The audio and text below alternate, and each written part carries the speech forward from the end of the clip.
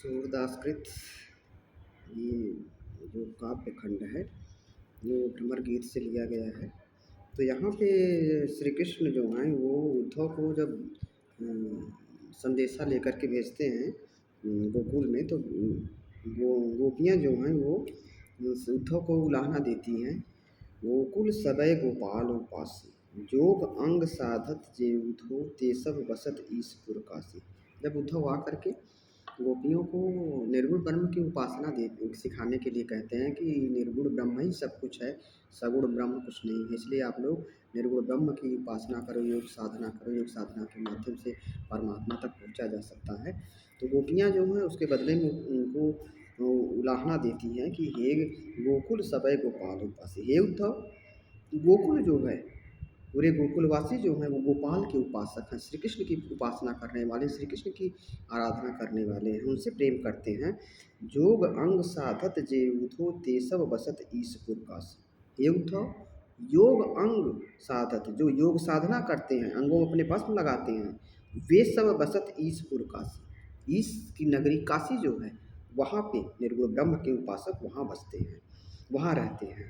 यद्यपि हरि हम तज अनाथ करि तदपि रहति चरणन रस राशि। जबकि हरि श्री कृष्ण जो है वह हम लोगों को त्याग करके चले गए, लेकिन फिर भी हम लोग उनके चरणों में ही, कमल रूपी चरणों में ही अपना हम ध्यान लगाए हैं, उनके कमल रूपी चरणों में ही हम प्रेम करते हैं। अपनी शीतलता नहीं छाड़त यद्यपि है ससिराहु बरासी।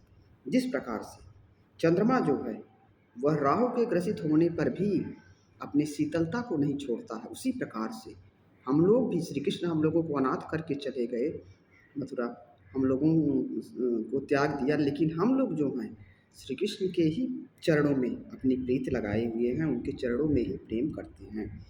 का अपराध जोग लिखी पठवत प्रेम भजन तज करत उदास। ये उद्धव हम लोगों से कौन सा ऐसा अपराध हो गया जो श्री कृष्ण जो हैं वे हम लोगों को प्रेम को छोड़ करके वे निर्गुण ब्रह्म की उपासना जो है वो लिख करके ये पठवत माने भेजे हुए हैं, और प्रेम भजन तज करत उदासी, और प्रेम भजन को त्याग करके, अपने प्रेम को त्याग करके वे निर्गुण ब्रह्म की उपासना के लिए और कह करके हम लोगों को उदासीन कर रहे हैं, हम लोगों को दुखी कर रहे हैं। सूरदास ऐसी को बिरहीन मांगत मुक्त तजे गुण राशि।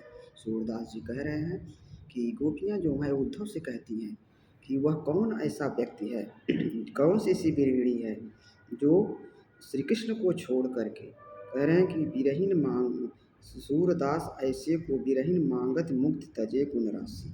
गुण के खान श्री कृष्ण को छोड़ करके कौन सी ऐसी बिरहिणी है जो मोक्ष की कामना करे, यानी कोई भी ऐसी बिरहिणी नहीं है जो श्री कृष्ण से प्रेम करती है, तो श्री कृष्ण को छोड़ करके वह जो है गुण के खान जो है श्री कृष्ण को छोड़ करके वो मोक्ष की कामना करेगी। ऐसी कोई अज्ञानी और कोई बिरहिणी नहीं है। यहाँ भाषा ब्रज है, शैली विवेचनात्मक है, गुण प्रसाद है, वियोग श्रृंगार है, छंद के पद है, अलंकार अनुप्रास अलंकार है। और दूसरा पद है आयो घोष बड़े व्यापारी लाद खेप गुण ज्ञान जोग की ब्रज में आयो भारी। इस पद के माध्यम से भी गोपियाँ जो हैं वो उद्धव को उलाहना दे रही हैं, कह रही हैं कि ये आयो घोष बड़े व्यापारी, घोष ग्राम में, हमारे गांव में यह बहुत बड़ा व्यापारी आया हुआ है। कौन सा व्यापारी? जो निर्गुण ब्रह्म की उपासना रूपी खेप को, बोझ को लाद करके यहाँ आया हुआ है। लाद खेप गुण ज्ञान जोग की ब्रजमय आय उतारी, और वह गुण निर्गुण ब्रह्म की उपासना रूपी इस बोझ को लाद करके और लाया है, और यहाँ ब्रज में वह उतार दिया, वह ब्रजवासियों को निर्गुण ब्रह्म की उपासना सिखा रहा है। ऐसा व्यापारी यहाँ इस गांव में आया हुआ है। यह व्यापारी उद्धव के लिए कह रही हैं, व्यंग कर रही हैं, उलाहना दे रही हैं। फाटक दयकर हाटक मांगत भोगड़ निपट सुधारी। फाटक, फटका, जो व्यर्थ की चीज़ होती है, सूप से फटकने के बाद जो व्यर्थ की चीज़ें निकलती हैं, यहाँ फाटक शब्द जो है वह निर्गुण ब्रह्म की उपासना के लिए है। फाटक दयकर हाटक मांगत, हाटक माने सोना है, बहुमूल्य चीज़। तो यहाँ निर्गुण ब्रह्म की उपासना को सिखा करके श्री कृष्ण की भक्ति रूपी सोने को मांग रहा है। कह रहे हैं भोरे निपट सुधारी, या तो यह बहुत सीधा है, या तो यह बहुत चालाक है या भोला है। दोनों में से कोई है जो व्यर्थ की चीज़ निर्गुण ब्रह्म रूपी व्यर्थ की चीज़ फटकन को दे करके श्री कृष्ण की भक्ति रूपी सोने को मांग रहा है। धुरही ते खोटो खायो हैं लय फिरत सिर भारी। शुरुआत से ही यह यहाँ वहाँ वह इसमें खोट है जो यहाँ वहाँ यह भटक रहा है और दूषित है, खोटा है जो यहाँ वहाँ जो है अपने निर्गुण ब्रह्म की उपासना रूपी बोझ को लेकर के यहाँ वहाँ घूम रहा है। इनके कहे कौन डहकावे ऐसी कौन अगानी। कौन सी अज्ञानी है जो इनके कहे में आकर के इनके बहकावे में आकर के निर्गुण ब्रह्म की उपासना को स्वीकार कर लेगा और श्री कृष्ण की भक्ति को छोड़ देगा। अपनो दूध छाड़ी को पीवो खारो कूप कोय पानी।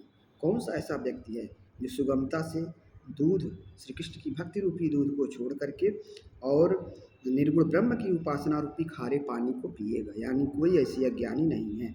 उद्धव जाहु सवार यहाँ ते बेगी गहर जन मिलाओ।